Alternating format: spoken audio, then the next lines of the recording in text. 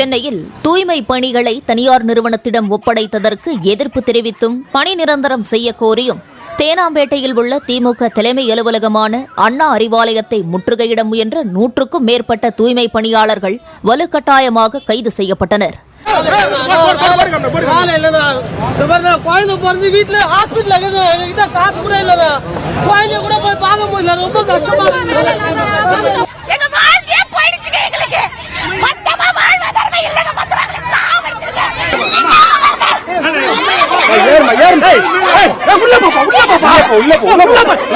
காவல்துறை வாகனத்தின் முன்பக்க டயருக்கு அடியில் படுத்துக்கொண்டு போராடிய 2 பெண் தூய்மை பணியாளர்களை பெண் போலீசார் மெத்த சிரமத்துடன் வெளியே இழுத்து கைது செய்தனர்.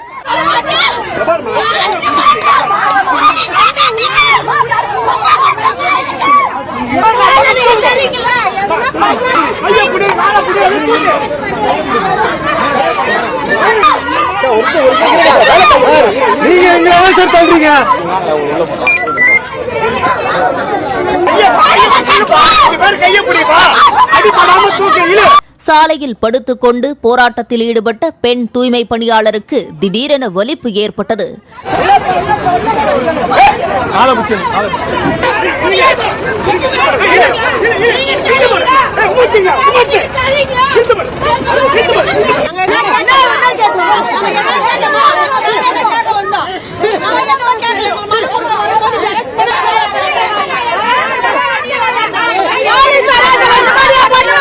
அண்ணா சாலையில் ஆங்காங்கே அமர்ந்து தூய்மை பணியாளர்கள் போராட்டத்தில் ஈடுபட்டதால் சிறிது நேரம் போக்குவரத்து பாதிக்கப்பட்டது.